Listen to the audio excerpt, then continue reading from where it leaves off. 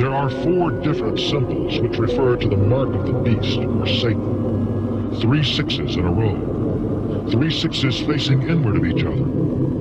3 F's in a row, F being the 6th letter of the alphabet. Also, 3 circles interlinked with each other.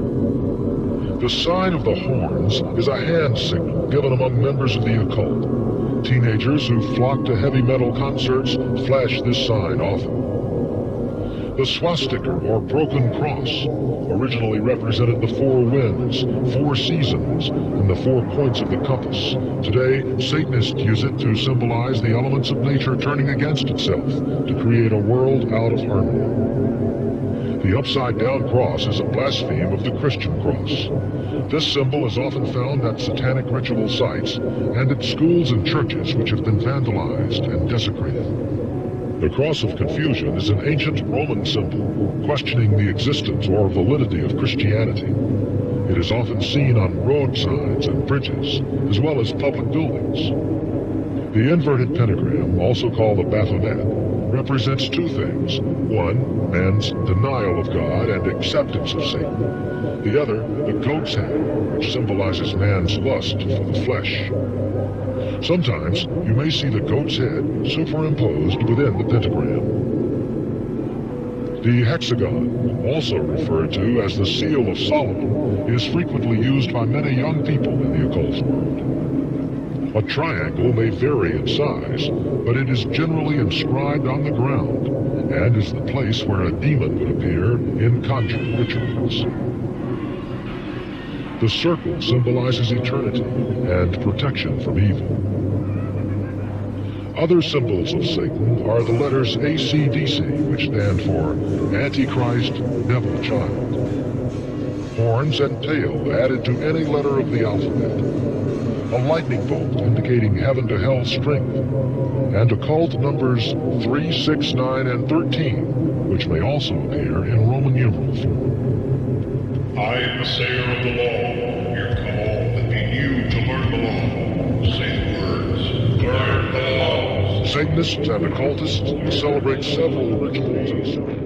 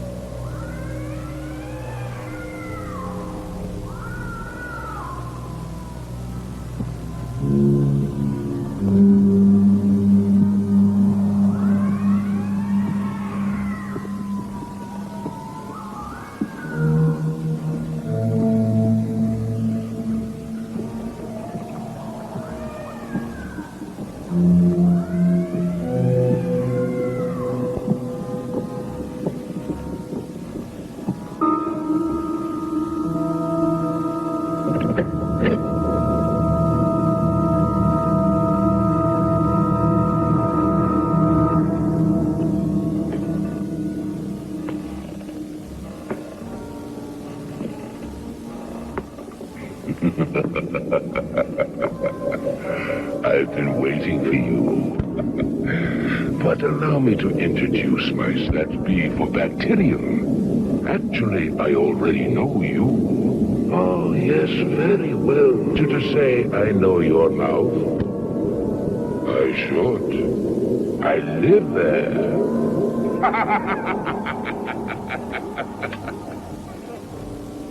It's quite comfortable, really. Warm, cushiony, and it has your teeth and gums.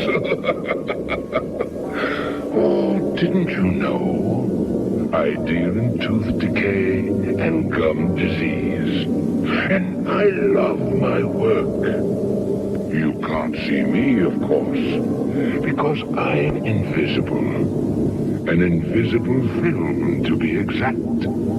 A most satisfactory arrangement for me. I find it a decided advantage for collecting these. But come, take a closer look. Closer. Don't be afraid. They don't bite. Not when I get through with them. These belong to a lovely young girl. With a craving for sweets. The gooier, the stickier, the better. The better for me, Black, because my invisible film is infested with hundreds of millions of bacteria that thrive on all those sticky, gooey, sweet things you eat. I spread them along the gum line in every crevice, inside and out. When they get together with the sugary remains on your teeth, they produce devastation. A decay acid that can eat right through the enamel to the very heart of your tooth. See what I mean? Now, this young fellow had an unfortunate failing. He could never remember the right way to brush his teeth. My bacteria had a ravenous time in his mouth, especially between his teeth. Like here. Of course, dental floss is too much trouble. Oh, every day? Not a chance. But this is my prize. Perfect. Not one single cavity. Yet I got it just the same. I spread gum disease. Here and here. All around that tooth. But since the owner didn't see her dentist regularly, she didn't realize it until her gums were so weak, they couldn't hold on. It was that easy. That's the trouble. You make it too easy. All you care about is your hair, your clothes. You don't really care about your smile, about using an accepted fluoride toothpaste. You make destroying your teeth so easy there's no excitement in it. No challenge. Look, I'll make you a sporting proposition. I'll show you how to beat me at my own game. And you won't do it. That's right. I'll show you exactly how to protect your teeth and gums from me. And I'll still win. I know you. Oh, maybe you don't think I'm in your mouth at all. Then take this disclosing tablet and see for yourself. Now, look in the mirror. See where it's turning red on your teeth? That's me, B. Black, in your mouth. Think you can fight that? I dare you. Look. These are your basic ammunition. Kid stuff, right? Don't be fooled. Without them every day, you haven't got a chance. Take the toothbrush, but not just any toothbrush. One with a flat brushing surface and soft bristles rounded at the end. And you'll need a fluoride toothpaste, but not just any one. A fluoride toothpaste accepted by the American Dental Association. Remember that. If you want to be sure your toothpaste not only cleans your teeth, but also makes the enamel stronger, more resistant to decay acid. Personally, I'm against it. Now, let's see you brush to remove plaque. Marvelous. You'll never get rid of me that way. You have to angle the bristles against the gum line. There, where the teeth and gums come together. That's right. Now brush back and forth with short, vibrating strokes, as if you're polishing each tooth. Gently, though. Now, that's better. Clean like that outside. Now, inside. I don't know why I bother. You'll never remember anyway. Now, scrub up and down with the tip of your brush. Inside your front teeth. Up and down. Up and down. Little short vibrating strokes like before. And don't forget those chewing surfaces. We're not just there.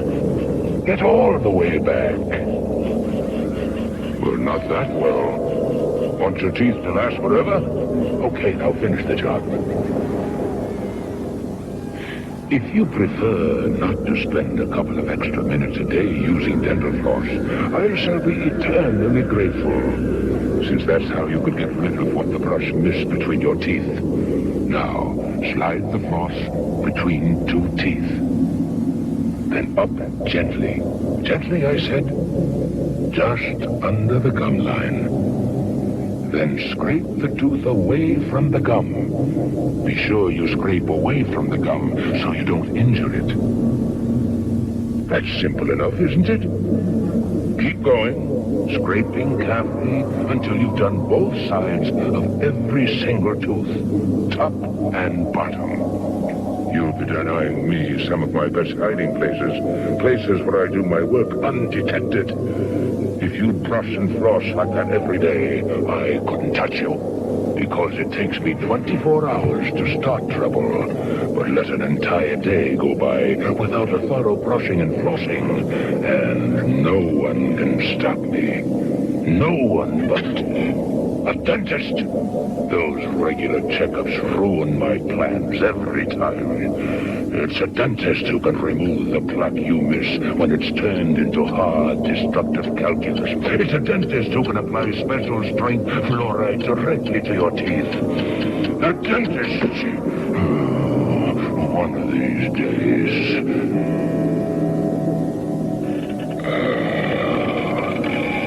It's time. Time to put you to the test. To find out how much you've learned from our little meeting. Learned about me. About yourself. Tell me, how's your sweet tooth? Indulge yourself. Have some chocolate and caramel and all the sticky, gooey, sugary food you want. Why not? It's only your teeth.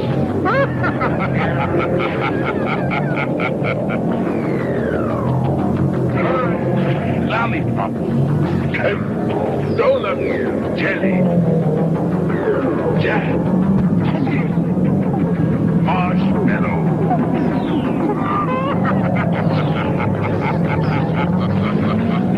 Oh, don't run away. Don't be a fool. Running away won't help. It won't help.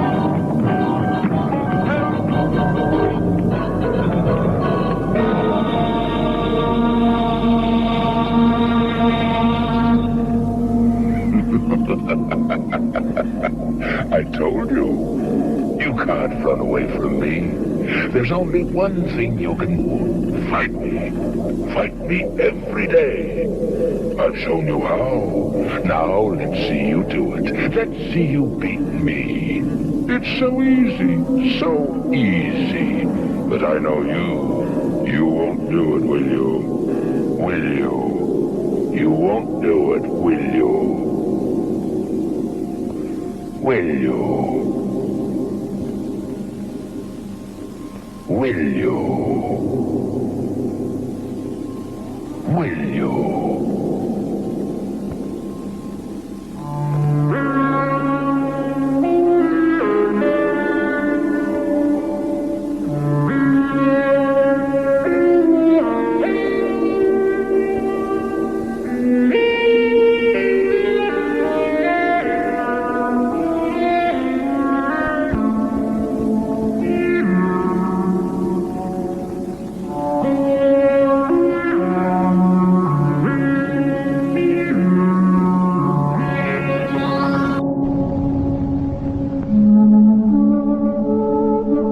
The geography of peace.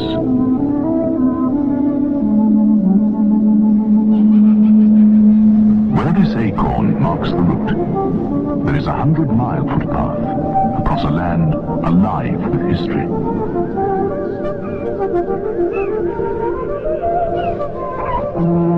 Vikings raided the coast.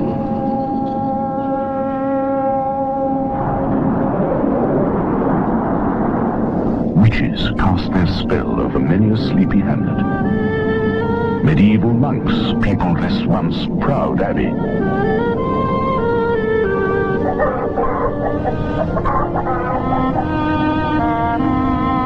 Castles were brought to ruin in civil war.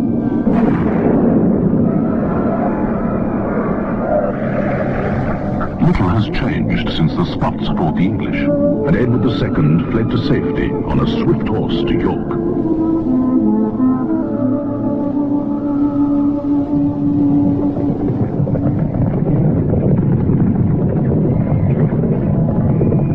Now a realm of peaceful pursuits.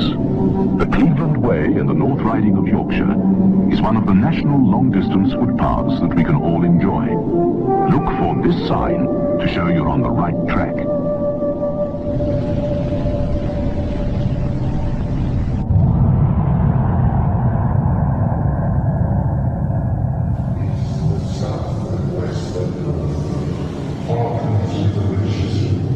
What you are looking at are actual rituals and spells being performed by practicing witches and druids throughout America and Europe. These are not actors or reenactments, they are real. Most of Halloween's customs are the remainders of pagan superstition relating to Samhain, the Druidic New Year. The Druids were the influential priests, magicians and sorcerers of the nature religions that prevailed in early northern Europe. These native beliefs permeated Celtic culture for about 2,000 years, up until the introduction of Christianity. Today, a revival of the practices of Druidism, along with various forms of witchcraft and nature worship, are sweeping across Europe and North America.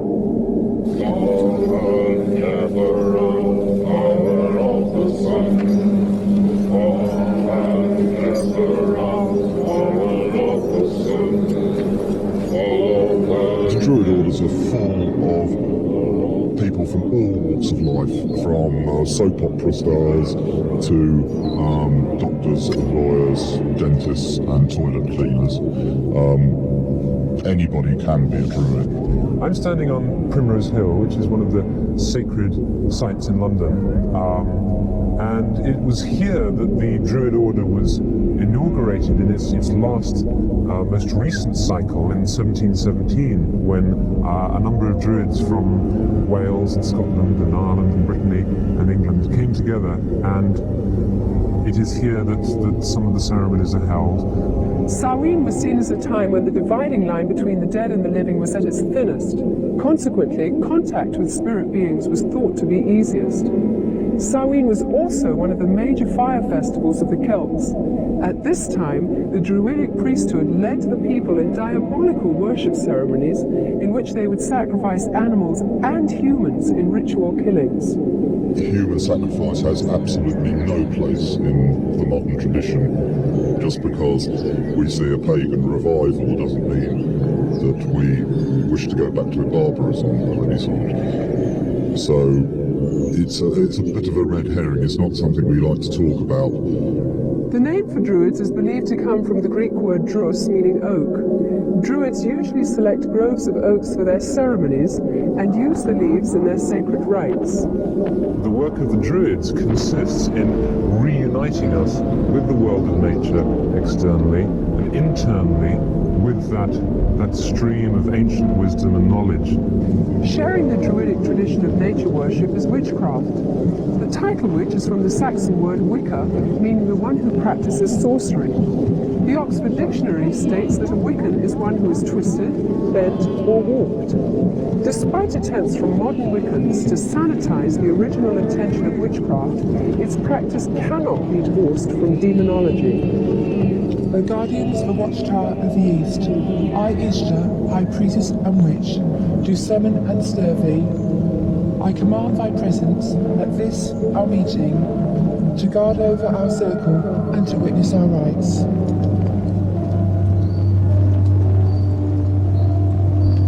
Notably, my mother was a witch, and my grandmother was a witch, and I have been a witch for as long as I can remember. Since I have been practicing craft, there has been a great revival. I believe there's about 1 million people in England alone that practice witchcraft.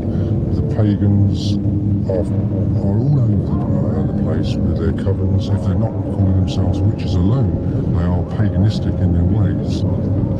There are probably now as many people practicing witchcraft in Britain as there are committed Christians.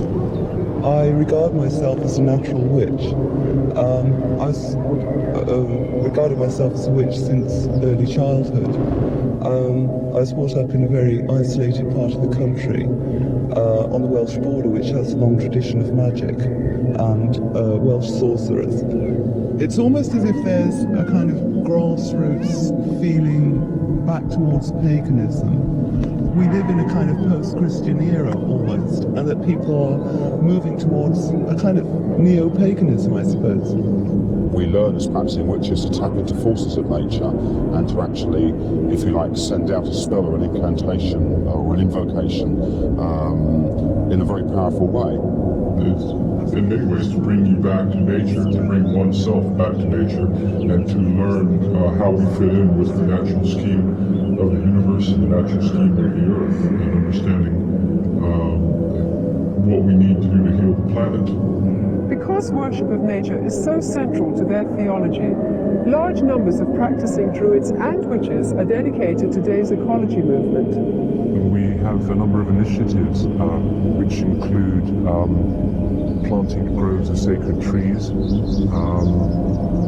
and a campaign for individual ecological responsibility, which is concerned with showing how each of us can become ecologically responsible. I think the time is coming now where we have to take the responsibility by the throat and actually get out there and say, there are answers here. I'm not prepared as a pagan, as a priest, and as a practicing witch to sit back and see my planet, my mother, raped any longer. no answer unto me. Halloween is often confused as a Christian holiday because of its association with Christian All Saints' Day or the Eve of St. Hallows, All Souls' Day. In fact, the original Christian dedication used to be celebrated in May and was intended to honor those Christians who died for their faith. But by the 9th century, the influential Roman Catholic Church changed the holiday to November, and the Protestant Church soon followed. Today, a thin Christian veil attempts to disguise an ancient pagan festival of the dead, which has become not only a secular observance, but notorious as the most favoured holy day of witches, sorcerers, and devil worshippers. I can't really say when I became interested in Wicca, because it's always been part of me, part of my roots. I love Halloween. I think I'm a very autumn person. We dress up the house with cobwebs and so on. We cast a circle, and we have a smoky cauldron, and we all scry, which means do clairvoyance, into the smoke which comes out of the cauldron. And we open the gates of the underworld. And if any spirits want to come forward and speak, we listen to them. And my first initiation, when I became first degree, was on Halloween, and I felt very, very much in tune with the god. The ancient Druids worshipped Baal, one of the most powerful of all the demon kings. In the list of Enochian demons, Baal is said to be a king, which is of the power of the East. Eastern religions emphasize that spiritual power comes from meditation. The common denominator between Druids, witches, and Satanists is the practice of meditation for the purpose of making contact with the spirits of the dead or disembodied souls. You do a lot of meditation with the arts, and you get onto this higher plane, it becomes less physical and more mental. It takes years of painstaking study, meditational work, finding a higher mind, being able to actually tap into the forces of nature and use those. I have, on occasion, touched upon I suppose you could call them spirit guides. People describe them a different way. I am aware of a hierarchy of spiritual advisors who live on another plane of consciousness that you can approach, that will acknowledge you and advise you and assist you. We have what we call contacts. There are other names for them. They are beings, that's the easy thing to call them, which can be people who have lived on the earth, or they can be God forms. They become almost as real as the people standing next to you. And whoever else you call doesn't actually materialize. You can't see them in the physical sense, but mentally you know that they are there. You can see them in your mind's eye. They represent really forces in the universe. Forces that are like gravity or wind, but they're forces that have to do with our internal makeup and make our minds work in the way that they work. Margaret Adler, practicing witch and author of Drawing Down the Moon, warns that the trance state, with its roots in ancient shamanism and paganism, is not to be entered into lightly or when alone. For the spirit to be contacted actually enters the witch's body, using it to deliver a verbal message. There's a possibility, if you don't cast a circle, the forces that come into the room could take over in a form of possession. We had one example here, where one young woman, a nurse, was possessed by, I don't know what it was, but a horrible voice came through her, and she passed out. While occult procedures and their rituals may vary in intensity, the fact is that witches, as well as Satanists, commemorate Halloween night with the same fervent dedication to invoke spirits for personal power. Queen of heaven, the queen of hell, ordered hunter of the night, lend your power unto our spell, and work our will by magic light.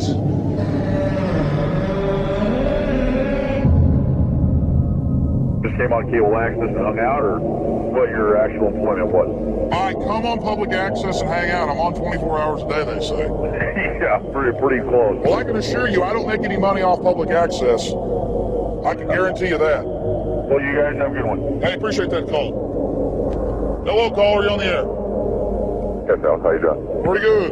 I was just kind of curious if it's true that the police can have laser or infrared beams, if you want to call it, and they can project those into your house to basically... Yeah, the Austin Police Department, last time I heard, has 20 units with infrared. If you have enough of a heat source in your house, it'll pick up the heat source and show a signature. It's called flare. It's infrared or heat signature, and we didn't play all of the cut from the Lear News Hour, but it says, yes, black helicopters are being used for surveillance of the public by sheriff's departments and police departments around the country. So that's real, and I'm going to play that tomorrow night from 8:30 on past 10 on my Access Television show. That's actually my show proper. This is an entertainment show. And I'm going to have a tax expert on. So you'll see the Lear News Hour, a short little cut for news reasons. That'll show you Lear News Hour saying, yeah, here's the black helicopters. The military has sold them to the police departments all over the country. They've got thousands of them. They've got thousands of tanks and armored personnel carriers now. And they don't say, by the way, all these people that have been kooks for 10 years telling you about it, now they're admitting they have black helicopters. It's a fact.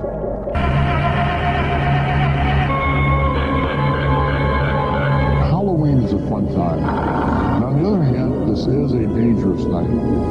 It's thought that evil spirits leave their graves on that night. We want it to be a fun night, but unfortunately, it's not all fun. It's weird tonight, honey. Meet Ed and Lorraine Warren, 67-year-old great-grandparents. For the past 45 years, despite the sneers of non-believers, they've fought an enemy as old as time, evil itself. They who fought demons and devils and black magic. For want of a better word, they are ghostbusters. And over the years, thousands of people with haunted lives, people who are frightened, have called on them for help. feel it's a duty, something that we were meant to do, and we do it. You know, a police officer don't like to go into a home where there's a madman with a gun, but he does it because it's his duty. I feel this is our duty. I'd say they affected thousands of people's lives. Hundreds since I've been involved with them.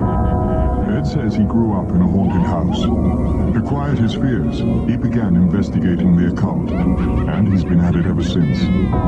Ed is a religious demonologist, fighting spirits and demons with faith. In the name of Jesus Christ, the saints, and all the angels, I command you to reveal your identity now. While Ed relies on his knowledge and experience of the occult, Lorraine uses her psychic powers. Since the age of 9, she's been extra sensitive to messages from the spirit world. The energy level in here is very high. Really high. This makes me have a headache in here. The Warrens are Roman Catholic, but have worked with ministers, rabbis, and monks in dealing with hauntings. Ghosts and demons transcend the boundaries of faith. Every religion is based on a supernatural world.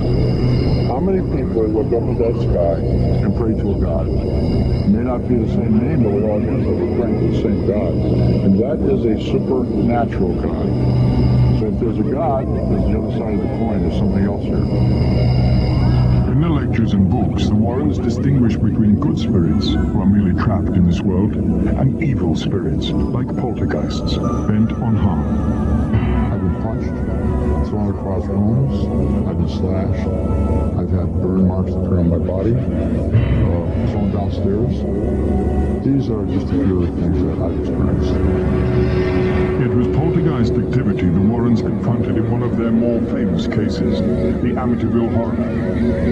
There are homes that when we go into, we tell the people, lock the door, leave the place. It isn't even worth it for an exorcist to go in there. These are gateways to hell itself. From homes where they've worked, the Warrens have gathered items that at one time or another have taken on a life of their own. In the basement of their home, these items are held for safekeeping. If you were to touch these, it would be the opposite of touching a holy relic. That's why we have the signs around here. Danger, do not touch. We've had people who come down here, they've actually picked up items, and then that very night, we have to go to their homes because things are happening to them. Sometimes horrible things. This doll, possessed by an evil spirit, was brought here and locked away in a glass case. The young man came here, thought there was nothing but a joke, started knocking on the glass, saying if this thing could perform any kind of evil act, to do it. 3 hours later, the young man was dead. He came down on a motorcycle with his girlfriend. She said they were laughing about the doll when they left. She was paralyzed in the hospital for over a year. We've got a woman who's been punched in the head. Her hair has been pulled viciously. At home in Connecticut, the Warrens get calls all the time. This was a call from Knoxville, Tennessee. Okay, so we're getting something here which is very negative. This is not Jasper the Ghost. And so it was off to Knoxville, where 2 single mothers lived together with their children. Ed would interview the women, Lorraine would tap into the house with her extra sense, and they would know immediately that something was amiss. What was the next thing that happened to you that you would consider unnatural? Air conditioner vents keep closing, and I was sitting here one day and they kept closing, and I said, I wish you would just stop it. And something hit me on the top of my head really hard. Like something hit you? Yeah, like somebody went bam. The Warrens investigate. They soon discover the women have been dabbling in the occult, and that only made things worse.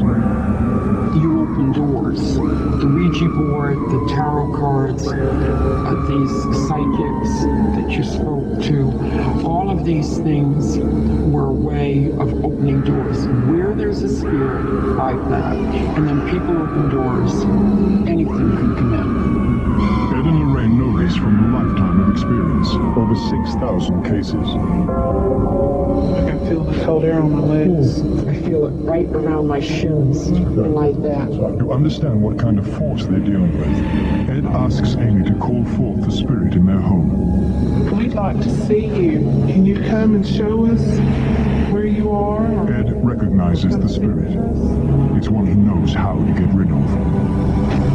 He is so sad. Here's what? He's so sad. Projecting his thoughts and feelings. Oh, yeah. A lot of people think, well, when you walk into a house, these people are complaining of ghosts. You're going to see them flitting all over the place. That's not the way it's done. What we experienced here is about average for when we go into a home. When the priest comes in here and blesses the house and the family, it will either disappear or it'll increase. Father, Son, Holy Spirit. The Warrens call in a priest, not for a full exorcism, but for a simpler procedure. A blessing. The Warrens' work was done. Except for travel expenses, they don't charge for their consultations. Their livelihood comes from books and lectures. Their real compensation comes from helping people who are afraid. Together, they've been battling the supernatural for all their adult lives. How do you stop? Even if you wanted to stop, it's like a famous heart surgeon. When does he do his last patient? There's somebody calling him saying, you are the one to save me. He's going to turn him away. That's what Mr. Warren does. He gets that phone call from Mrs. Warren. They're not going to hang up on him. They can't retire. They have to just keep on going. No more growling sounds, no more banging. No more nothing. No more nothing. Oh, Teresa. For Ed and Lorraine, this is their profession. It's peaceful. I'm happy for you girls. This is their calling. Yeah, thank you, bud. Oh, you're welcome, dear. Spirits and voodoo when Halloween returns.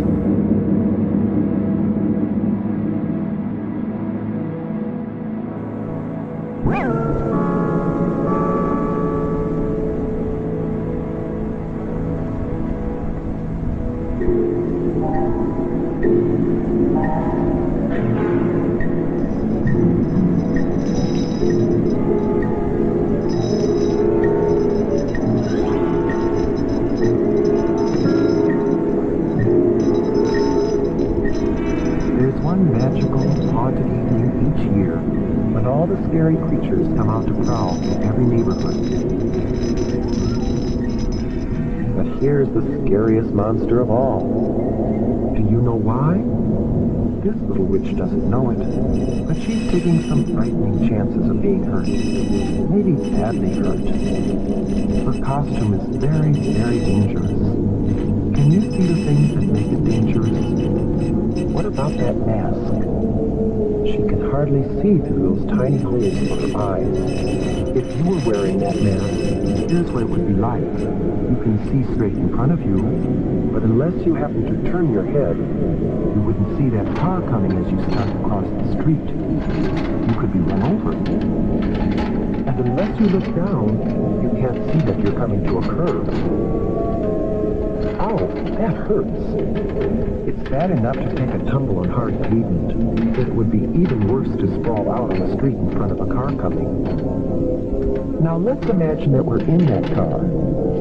Can you see her clearly? Why not? What is there about her costume that makes it hard to see her? As the driver of a car or truck, you might not see her until it's too late. And that's really scary. Before we think about some ways that the little witch could see and be seen better, let's take another look at her costume. Whoops, down she goes again. It seems as if she's collecting more bumps and bruises than candy tonight. Let's see if we can help her, shall we? And by helping her, maybe you can learn some things that will help you stay safe at Halloween. First, we need to turn back the clock and start this whole evening over again. One of the problems with this costume is that it's too long. It's too easy to trip over a long, full skirt. Also, we can shorten the skirt. You should always shorten any skirt, pants, slacks, or cape that is too long or floppy. Now, the broom, that's a clumsy thing to carry, and it's something that you're likely to trip over in the dark. It's usually easy to shorten brooms, or round off the sharp points of pirate swords and other costume parts that can trip you or scratch you. Cardboard brooms and swords are usually safer than wooden ones, but it's safest not to carry anything like that in the first place. Now, what else might we change on this costume to make it safer? What about that color? Remember how hard it was to see the little witch because of her dark costume on a dark night? We should always wear light, bright colors on the street at night so drivers can see us. What about this color? A white costume makes an unusual, different kind of witch who is more likely to be safe on Halloween night. A good way to make any costume easier to see at night is to decorate it with reflective tape or reflective patches. Some costumes come with reflective material already attached to the cloth. Here's what it looks like to a car driver. It's easy to see, even on the darkest night. And while you're putting reflective tape on the costume, you should also add some of it to the bag or container you use to carry home your candy. Some special Halloween sacks are treated with reflective material when they're made. And it's a good idea to write your name, address, and phone number on the sack, just in case there is an accident. Now, how about the mask? Any problem with it? Do you remember how hard it was to see out through those little eye holes? To be safe at night, you have to be able to see clearly as well as be seen. We can improve the mask by cutting larger holes to look out of.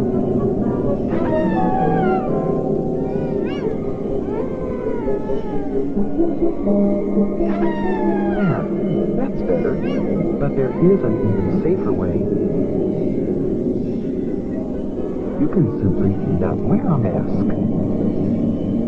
Oh, you think you need a mask to disguise yourself? Well, just watch what you can do. With a little help from your parents and some scraps of cloth or old clothes from around home. An eyebrow pencil, different colors of eyeshadow, rouge, lipstick, an old mop or wig, some wax teeth, maybe some clay and food coloring, and a few other odds and ends. You'd be surprised what you can turn yourself into.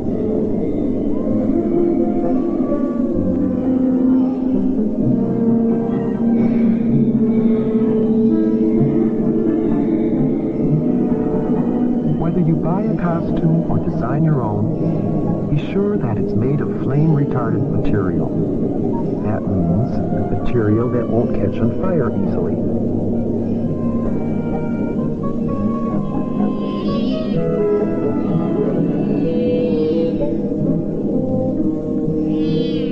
Now our little witch has turned into a beautiful princess, and her new costume is much safer. But there are a few other things you should do before going out. First, eat a big dinner. If you go trick-or-treating while you're hungry, you'll be tempted to sample some of your treats while you're out, and that's definitely not a good idea. Keep an eye on the clock. In many places, the police set the hours that you should trick-or-treat. Trick-or-treat only within those times. Neighbors should be ready with treats for you, and drivers should be more careful to watch for you during those hours.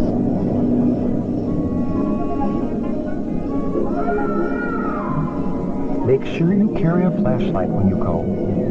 The light will not only help you see where you're going in the dark, but it will also make it easier for others, including drivers, to see you.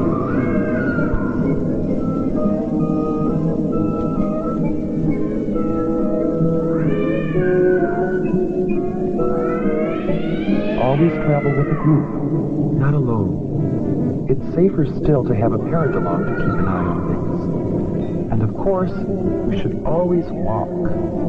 Riding a bicycle at night is always dangerous, but it's even more dangerous to try to ride in a costume at night. As you go from house to house, stay on the sidewalks as much as possible. If you have to walk in an area where there are no sidewalks, walk as far off the roadway as possible and face the traffic. That way you can see what's coming and get out of the way if you have to. Cross streets only at brightly lighted corners, not in the middle of the block, and never between two parked cars. When you start across the street, cross quickly, but don't run, and don't stop in the middle of the street for any reason. Stay in your own neighborhood when you're trick-or-treating. Your neighbors are probably hoping to see you in costume on Halloween, and it's safest to visit people you know. If you don't know the people very well, don't go into their homes. Most people enjoy having trick-or-treaters come to their doors, but there are a few people who will do things to hurt kids. They might put sharp or hard objects in candy and apples, or they might put something on fruit or gum that could make you sick if you eat it.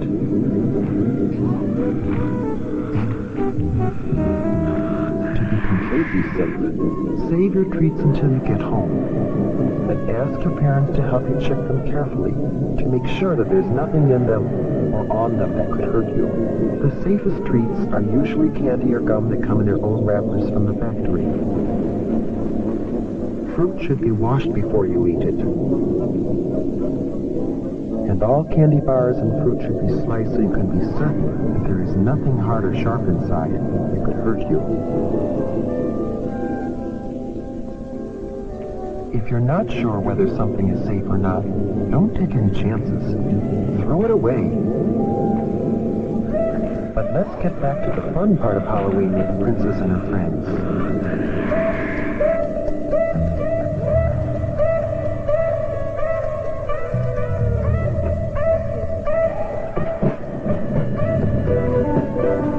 Almost everyone enjoys a good joke or riddle. What's your trick?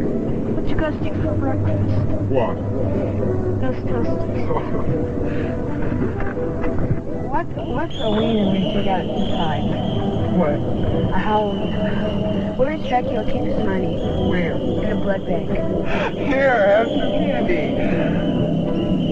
However, some practical jokes and pranks aren't so funny. If you should break something, it wouldn't be very funny to the owners or to your parents. You might have to pay for it. So keep your jokes funny and harmless.